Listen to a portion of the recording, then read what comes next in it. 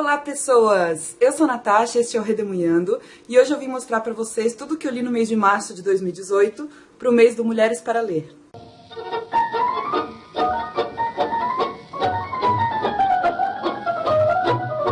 Então, gente, lembra que eu falei para vocês nos vídeos de fevereiro que meu tempo está muito escasso e março foi punk, mas mesmo assim, contra todos os prognósticos, eu consegui ler bastante no mês das Mulheres para Ler, que é um projeto da Yara Piccolo, do canal Conto Encanto. Eu vou deixar aí embaixo na descrição do vídeo o link para quem quiser dar uma olhada no projeto. Na verdade, consiste em priorizar a leitura de mulheres durante o mês de março, que é considerado o mês internacional das mulheres. Eu achei que eu teria que abrir mão de algumas, porque eu tô com umas leituras obrigatórias aí para fazer para a faculdade, mas não foi o caso, eu consegui ler só autoras. Tô contando aqui, eu acho que no final das contas foram 8 autoras no total, fiquei muito feliz com o resultado e eu vou mostrar todas elas para vocês. Começando pelo livro O Despertar, da Kate Chopin, pela editora Paz e Terra, aquela versãozinha de bolso da Paz e Terra, bem pequenininha. Esse livro eu acabei encaixando em uma categoria do grande desafio do Culto Booktuber 2018, que é ler um livro emprestado ou que ganhou de presente. Quem me enviou esse livro foi a Duda, do canal Maquiada na Livraria. Ela anda meio sumida, mas eu queria falar que eu gostei bastante da leitura. Eu vou contar pra vocês sobre o que é. A Kate Chopin é uma autora norte-americana, estadunidense, que nasceu em 1851 e morreu em 1904. E esse livro aqui foi publicado pela primeira vez em 1899. Ele conta a história de uma jovem norte-americana do Kentucky, chamada Edna Pontellier, de 28 anos, ela é casada e tem 2 filhos, e vive em meio à comunidade que eles chamam de Creole, que é a comunidade que mistura espanhóis, mas principalmente franceses. A Edna não é muito maternal com seus filhos, o que é mal visto pelo seu marido e pelas outras pessoas, pelos vizinhos ali que convivem com eles. E mais de uma vez a narrativa reforça a ideia de que a Edna se tornou mãe por costume e não por vontade própria. E eu achei esse um traço bem surpreendente para ser tão destacado assim numa obra publicada pela primeira vez em 1899 e numa personagem tão cercada de conservadorismo como é a Edna. Eu achei legal ela mostrar a maternidade como algo que não é obrigatório biologicamente ou por natureza, e sim como uma obrigação social daquela época e daquela sociedade, daquela comunidade. E a história mesmo se desenrola quando a Edna descobre um novo eu, ou seja, ela se descobre uma nova pessoa ao se apaixonar por um vizinho, que é um vizinho todo galanteador, amigo da família. Dá pra perceber que ela começa a se sentir mais livre e feliz. Ela acaba criando alguns confrontos com o marido dela, justamente por não aceitar mais a submissão de esposa que se esperava dela. Então o título O Despertar tem a ver com esse renascer da protagonista para uma vida um pouco mais livre que aquela que ela estava vivendo, ou pelo menos mais condizente com aquilo que ela queria, com aquilo que ela gostaria. Tem a ver com essa transformação libertadora que a protagonista sofre, que é uma transformação aparentemente pequena, mas no interior dela é muito grande, é uma descoberta de si mesma. Achei outra coisa interessante que mostra um pouquinho da cultura creole nos Estados Unidos, que é diferente da do restante do país, tanto que a protagonista estranha muitos desses costumes. Quanto ao estilo do livro, é um estilo que eu considero um pouco mais tradicional, entre aspas, do século XIX. É um pouco descritivo, ele fala bastante dos costumes, assim, das vestimentas, das paisagens, da moral, do comportamento. E virou um clássico da literatura norte-americana. Como não podia deixar de ser, causou um grande escândalo quando foi publicado, lá no finalzinho do século XIX. Quanto a essa edição especificamente da Paz e Terra, eu encontrei um monte de erros gramaticais. Eu acho que a revisão aqui não foi bem feita. Acho que se houvesse uma revisão realmente cuidadosa, esses erros não passariam, porque são erros fáceis de serem vistos e de serem corrigidos. Mas de qualquer maneira, queria agradecer muito a Duda por ter me enviado, ela foi super generosa.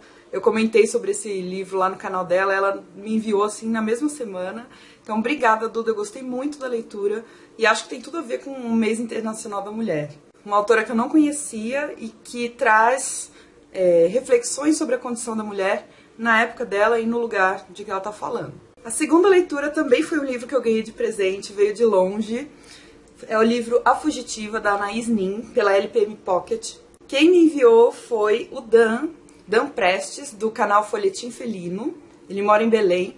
E ano passado, ou melhor, ano retrasado, 2016 eu acho, no grande desafio do Culto Booktuber, nós tínhamos que ler um livro erótico. Eu acabei lendo 2 de poesia e eu não gostei. Sei lá, eu achei os livros ruins. Eu li 3, porque eu li 2 de poesia e um de prosa, que foi A Casa dos Budas Ditosos, do João Baldo Ribeiro, e eu não gostei de nenhum dos 3. E aí o Dan viu os vídeos que eu fiz, se você quiser ver também, ainda estão disponíveis aqui no canal, vou deixar nos cards e também na descrição do vídeo. E ele acabou me enviando uma autora de livros eróticos que ele gosta muito, é a Anaïs Nin, que eu saiba ela é francesa. E nesse livrinho aqui, ó, ele tem 64 páginas, coleção 64 páginas, nessa edição de bolso da LPM, e ele traz 3 pequenos contos eróticos, e que pra mim foi muito mais interessante do que os outros livros eróticos que eu li naquele ano.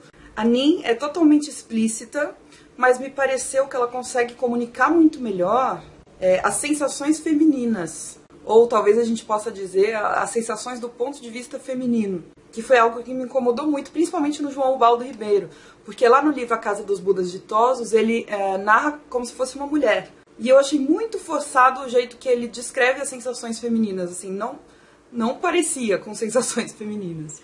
E nesse caso, não, ao contrário, eu achei que condisse muito bem. A minha crítica é a de que sempre o prazer masculino, ou praticamente sempre, aparece vinculado à agressão ou à violência com relação à mulher. Ou seja, parece que os homens, na hora do sexo, precisam subjugar a mulher de alguma maneira, mesmo sem o consentimento dela, e aí que tá a minha crítica, né? Porque se tiver consentimento não tem problema. Mas nesse caso, em muitos dos casos aqui narrados, o que acontece é, você vê que a mulher tá incomodada, tá pedindo pra parar, e o cara continua, e isso é considerado erótico. Mas, de qualquer maneira, é um livro dos anos 60, eu acho que é finalzinho dos anos 60, do século XX, e também tá totalmente conectado à sua época, né? Mas gostei muito, muito, muito mais do que os outros que eu já li. Obrigada pelo presente, Dan. O terceiro que eu terminei de ler em março foi o Rosa Vermelha, da Kate Evans, pela editora WMF Martins Fontes. Esse livro é uma biografia em quadrinhos de Rosa Luxemburgo, que foi uma grande revolucionária polonesa, intelectual e militante comunista no século XX. E esse livro cumpriu também um dos critérios, ou um dos desafios, do grande desafio do Culto Booktuber, que foi ler uma HQ ou mangá. Eu li um pouquinho sobre a Rosa Luxemburgo nesse livro que eu vou mostrar para vocês daqui a pouco, Filósofas, um pouco da biografia dela. Não gostei tanto, mas eu resolvi pegar essa HQ justamente para variar os gêneros aí ao longo do mês de março. Vocês sabem que eu não gosto de ficar no mesmo gênero seguidamente, porque senão eu enjoo da leitura, ou daquele gênero, ou daquele autor. E eu queria pegar um quadrinho escrito por mulher. E eu gostei muito mais da HQ do que da biografia que tinha no outro livro. Eu me surpreendi com o quanto eu gostei desses quadrinhos, porque eu não sou uma pessoa que gosta muito quando pega uma HQ para ler. E quando eu comprei esse livro, ele estava embalado, né, em plástico. E eu acabei não abrindo. Aí quando eu cheguei em casa, eu abri e eu não gostei muito do traço quando eu vi. Então isso me desanimou. Mas foi bom que as minhas expectativas ficaram baixas, né? E no final das contas eu gostei bastante. Eu achei que esse traço da Kate Williams acrescentou, porque é um traço meio caricatural, se vocês forem ver. Mas eu achei que acrescentou um certo humor e uma certa leveza a uma história que é muito pesada. Porque a Rosa Luxemburgo passa por muita coisa. Ela vai ser perseguida na Alemanha no século XX, é judia e também é comunista. Então vamos lá. O enredo é a biografia romanceada da Rosa Luxemburgo. Isso significa que é uma representação fictícia de fatos históricos. Então o livro não se pretende ser um guardião da verdade. Aliás, a autora tem muita consciência de que o que ela está apresentando aqui é uma visão do século XXI sobre a Rosa Luxemburgo. É uma visão bastante contaminada pelo feminismo. Então ela está com os olhos do século XXI olhando para uma mulher do século XX. Ela deixa bem claro o que foi retirado de fontes históricas, de documentos, de cartas. Aliás, no final tem um monte de notas, como se fossem notas de rodapé, né? Notas de fim, em que ela separa, ó, na página 14, isso aqui é histórico. E aí ela explica de onde tirou tudo isso. Aliás, eu acabei não lendo todas as notas, porque é muita nota, e aí se eu ficar assim e voltando, eu não ia conseguir terminar assim pelo menos a leitura não ia ficar muito fluida, né? Eu acho que a autora esclarecer isso, de que é um livro de ficção baseado na vida da Rosa Luxemburgo, de apresentar as notas no final, eu acho que foi uma atitude muito honesta em termos intelectuais. Porque esse que é o negócio, né, gente? Ninguém é neutro na hora de escrever. Mesmo se a gente observar só a escolha do tema que a autora fez, já tem um viés aí, né? Já tem uma tendência. E eu acho importante não esconder essa tendência. É importante deixar claro no que você acredita, o que você quis fazer com o livro. Ser honesto intelectualmente é muito melhor do que tentar aparentar neutralidade. Foi uma leitura muito mais rápida, fluida e divertida do que eu esperava. Traz uma Rosa que supera muitos obstáculos, que tem personalidade bem forte. Ela é praticamente uma heroína, ela é bastante idealizada. O livro utiliza frases realmente escritas pela Rosa Luxemburgo, mostra muitas das suas referências teóricas, principalmente Marx. E, gente, aqui no livro, inclusive, explica de maneira muito, muito didática alguns conceitos marxistas, como o valor de uso, o valor de troca, dialética. Ela usa objetos para explicar isso, facas, colheres, e fica muito, muito claro, porque a Rosa Luxemburgo, ela se especializou em economia. Ela, além de ser jornalista, para divulgar as ideias, ela também era economista. Então ela entendia super bem esses conceitos, embora ela fosse crítica de algumas coisas também. Aliás, ela é uma teórica que foi desprezada por muito tempo, por várias partes da esquerda, e esquecida por alguns momentos. E não faz tanto tempo ela está sendo recuperada e estão enxergando na teoria dela muitas coisas que realmente aconteceram, inclusive no século XXI. Aquela crise nos Estados Unidos, imobiliária e tal, aparentemente ela previu em alguns dos seus escritos. Uma coisa que eu gostei é que a disposição dos quadrinhos varia ao longo do livro. Então, por exemplo, a gente tem esses de página inteira, bem escuros. A gente tem os quadrinhos normais, quadradinhos. Alguns ultrapassam também os limites, né? Olha só. Tem uns desenhos muito, muito bonitos. E os desenhos complementam super bem o texto. Olha só esse daqui em formato de filme. Eu gostei dessa variedade porque acaba acrescentando uma certa dinamicidade ao texto. Além de ser uma grande filósofa de esquerda, marxista e militante política, a Rosa Luxemburgo tinha uma deficiência física na perna ou no quadril, ninguém sabe o diagnóstico preciso. E como eu falei, era judia numa Europa muito antissemita. Eu acho que ela é uma figura muito diversa daquelas que a gente vê por aí tradicionalmente. É interessantíssima de conhecer. Obviamente eu vou fazer aqui um comentário que talvez seja desnecessário, mas internet vocês sabem como é, né? Sempre vem alguém me xingar nos comentários e falar, esquerdista e tal. Seguinte, não estou obrigando ninguém a ler, estou só comentando sobre o que é o livro. Estou sendo clara, como o livro também é muito claro do ponto de vista que ele aborda. Então saiba que se você for ler, você vai ler um livro que elogia a Rosa Luxemburgo, que elogia de certa maneira o socialismo, a esquerda. Então não venha me culpar se você não gostar do livro. É assim que ele é. Mas eu, no geral, gostei bastante e recomendo para quem se interessa pelo tema. HQ sobre uma mulher muito forte e interessante e que também é escrita por uma mulher, escrita e ilustrada por uma mulher. Mais um livro que eu li em março foi o Filósofas, A Presença das Mulheres na Filosofia, organizada pela Juliana Pacheco, pela editora FI. Este livro está disponível na internet de graça. Eu vou deixar aí embaixo para vocês o link por onde vocês podem baixar esse livro em PDF.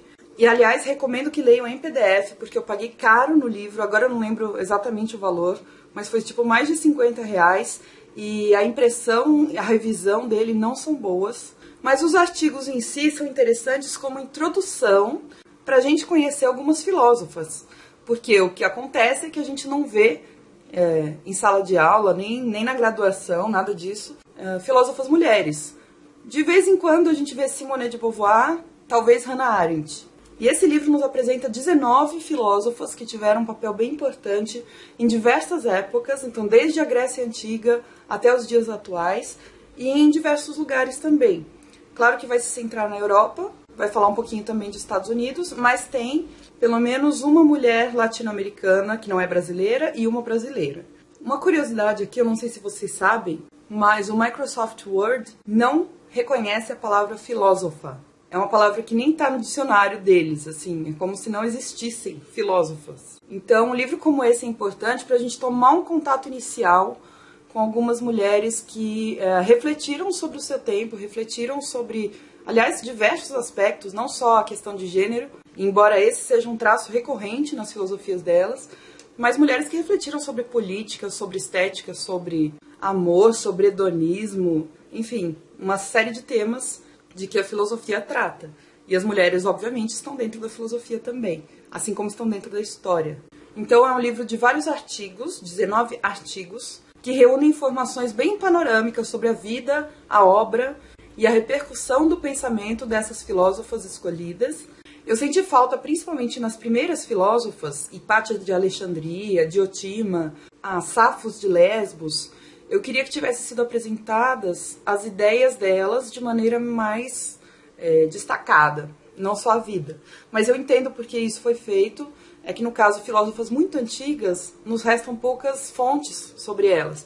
Então muitas vezes a gente ouve falar da existência, sem saber direito se elas são personagens históricas ou personagens ficcionais, e não restou nada da obra delas por escrito, como registro, né?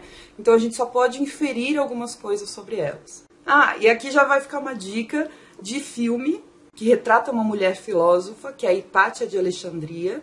Eu acho que o nome do filme em português ficou Alexandria, mas o título original é Ágora. Fala sobre a vida da Hipátia, que se passa num momento de muito conflito religioso na cidade de Alexandria, no Egito, mas mostra aspectos bem legais, assim, eu recomendo. Eu assisti agora também no mês de março. Então, como eu estava falando, é dividido em artigos, e esses artigos têm uma estrutura mais acadêmica, dividido em subtópicos, tem referências bibliográficas no final, que acho que é um dos pontos fortes do livro. No final de cada artigo você tem várias dicas de livros a que recorrer se você quiser saber mais sobre essas mulheres. E tem notas de rodapé também.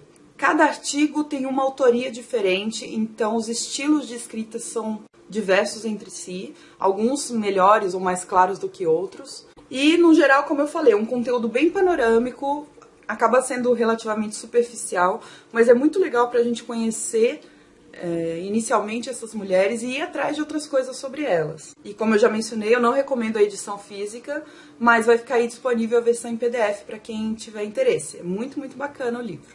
Ó, fiz um monte de marcação aqui. Mais um livro que eu li em março foi Mensagem de uma Mãe Chinesa Desconhecida, da Xin Han, pela Companhia das Letras. A Xin Han é uma autora chinesa, eu já li dela As Filhas Sem Nome, também da Companhia das Letras, gostei bastante. Esse que eu li anteriormente é uma história de ficção sobre mulheres da China que saem da área rural e vão para a área urbana. Parecem dois mundos muito diferentes. E dessa vez esse livro, Mensagem de uma Mãe Chinesa Desconhecida, é um livro de não ficção. Ele foi o livro do mês de março do Piquenique Literário São José dos Campos, e ele acabou se encaixando também em uma categoria do Grande Desafio do Culto Booktuber, que foi um livro que aborde uma cultura oriental. Nesse livro, a Xin Han vai tratar dos casos de mulheres que abandonam bebês na China, que é algo muito comum, um costume muito comum, principalmente de abandonar meninas. E ela vai atrás dos motivos para esse abandono, que vão recair principalmente sobre a política do filho único, mas especialmente sobre a cultura chinesa, que valoriza muito mais um filho homem, principalmente um primogênito, do que uma filha mulher. E é óbvio que a política e a economia se aproveita dessa mentalidade para reforçar essa ideia de que um filho homem vale mais a pena, entre aspas, do que uma filha mulher. Por exemplo, quem tem filha mulher não recebe terras na área rural. Quem tem filho homem recebe. Então eles acabam, obviamente, preferindo filhos homens. E as meninas ou são abortadas, ou são mortas recém-nascidas, ou são abandonadas e ficam órfãs. Então a maioria dos orfanatos na China, pelo menos até a escrita desse livro, 2000 e pouco, eram cheios de meninas. E os casais chineses não adotavam essas meninas, queriam meninos. Na verdade, quem começa a adotar muitas meninas chinesas são os casais ocidentais, pelo que a Xin Han conta. Então é um livro muito interessante que mescla depoimentos pessoais de mães chinesas com a própria experiência da Xin Han nesse assunto e com o contexto histórico da China. Ela faz isso de uma maneira muito magistral e é um livro super interessante. Recomendo bastante e eu vou fazer um vídeo específico sobre ele. Se você quiser saber mais, aguarde que logo sai o vídeo. Outro que eu li foi Sobreviventes, da Cidinha da Silva, pela editora Palas. Esse livro eu mostrei pra vocês há pouco tempo num book haul, que eu ganhei da Camila Navarro, que tem um canal aqui também no YouTube, e um blog chamado Viajando. O link tá tudo aí embaixo na descrição. E é um livro desse mês, de março, pro meu projeto de ler mais autoras negras e ler mais autores negros. A Cidinha da Silva é mineira, negra, mulher, é escritora e dramaturga e ela se dedica a estudo e divulgação sobre assuntos como identidade, negritude, feminismo. E ela, além de ser negra, também é lésbica e todas essas características pessoais se refletem nos seus textos. Aliás, não só nos temas, mas também nas abordagens que ela escolhe para fazer nos textos. Esse é um livro de crônicas e as crônicas são bem curtinhas, tem 1 ou 2 páginas e o livro inteiro tem 130 páginas. Além de serem curtas, as crônicas são bem diretas e sobre temas variados, como racismo, homoafetividade e heteronormatividade, preconceitos, machismo, violência. E além disso, tem algumas resenhas e tem várias críticas sociais que ela faz aqui nessas crônicas. Tudo por um olhar muito, muito pessoal, que é típico desse gênero, crônica. O estilo é bem simples e direto e ao longo dos textos ela faz referências a várias personalidades, como Fernanda Montenegro, Tim Maia, Emílio Santiago, Alice Walker, Mandela, só para citar alguns. E além disso ela faz algumas reflexões pontuais sobre esses temas todos. Eu achei o livro interessante, bem rápido de ser lido, mas não arrebatador, nem incrível. É um bom livro. Calma que tá acabando, gente. Aliás, recadinho rápido, se você quiser adquirir qualquer um desses livros que eu tô citando aqui no vídeo, ou qualquer outro, usa o link que tá aí embaixo na descrição, porque usando esse link você colabora com uma comissão pro Redemunhando. Lembrando que esse link é para compra na Amazon, tá? O penúltimo que eu terminei de ler em março foi Com a Noite Veio o Sono, da Lia Minapoti, ilustrado pelo Maurício Negro, pela editora Leia. Esse é o livro de abril, do Leia Mulheres São José dos Campos, e é um livro de autora indígena, que é novo para mim. Eu não me lembro de ter lido nenhuma mulher indígena ainda. Aliás, nem homem indígena. E ela fala que nasceu na aldeia Inhambetuei, na área indígena Maraguapagi, no rio Abacaxis. Então eu preciso descobrir onde é isso. Pelo que eu entendi, é lá para os lados da floresta amazônica, que é gigantesca, então não adianta muito, né, essa informação. Mas enfim, é um livro muito legal e lindo, lindamente ilustrado, sobre a origem da noite para o povo dela. Bem curtinho, é um livro infantil, eu comprei na estante virtual, então ele veio com uma marquinha de etiqueta retirada, mas não teve problema nenhum com isso. E gostei muito. Acho que a gente precisa de mais diversidade na literatura. E o último, que eu terminei de ler em março, foi um de parceria com o Grupo Editorial Record, ainda de 2017, que eu tava devendo. Aliás, eu ainda tô devendo mais 2 livros pro Grupo Editorial Record, mas vai sair. Que é o Muito Além do Inverno, da Isabel Allende, pela Bertrand. Meu primeiro livro da Isabel Allende. Eu tinha uma pulguinha atrás da orelha, um pé atrás com ela, porque eu já tinha ouvido muita gente comparar um outro livro chamado A Casa dos Espíritos, que é o mais conhecido dela, com Os 100 Anos de Solidão, do Gabo. E Os 100 Anos de Solidão, pra mim, é obra-prima. Eu já fiquei chateada de saber que talvez ela tivesse, sei lá, copiado ou se inspirado, né, no 100 Anos de Solidão. Então eu fui meio assim, meio desconfiada. Puro preconceito literário. Porque eu adorei a leitura. O Muito Além do Inverno conta a história de 3 personagens muito diferentes entre si, com histórias muito diferentes. Eles vêm de lugares e de contextos diferentes e que se veem unidos pelo acaso, vamos dizer. Por um acidente de trânsito, eles acabam se tornando cúmplices de um crime. Basicamente é isso. Mas é uma história mais de relações interpessoais do que policial, propriamente dito. Tem lá esse toquezinho de mistério para você entender o que aconteceu naquele crime, mas o principal do livro realmente são as histórias desses personagens, que são muito boas, e ela traz todo o contexto latino-americano de ditaduras militares. É muito, muito, muito bom. Eu gostei da escrita dela, não achei parecida com a do Gabo, e valeu muito a pena ter lido esse livro agora. Foi uma leitura fluida e eu tava precisando, porque eu tô lendo, como sempre, né, gente? Sempre tô lendo muito livro técnico de estudo. E aí, de vez em quando, eu preciso de umas literaturas, assim, meio historinhas no meio. Que foi o que aconteceu. Gostei bastante, recomendo. E vai sair vídeo específico só pra ele. Então é isso, desculpem o tamanho do vídeo, mas é que eu li muita coisa e eu queria apresentar pra vocês. Eu sei que tem muita gente curiosa, principalmente com a HQ, sempre me pedem pra falar um pouco mais sobre elas. E eu não queria fazer um vídeo separado só pra isso. Então eu acabei falando tudo nesse vídeo mesmo. Tá bom? É isso. E logo sai o book haul do mês de março, que também tem muita coisa boa que eu adquiri. E a gente continua se falando por aqui. Não esquece de deixar um comentário pra mim e também um joinha. Um beijo pra vocês, obrigada por acompanharem e até o próximo. Tchau!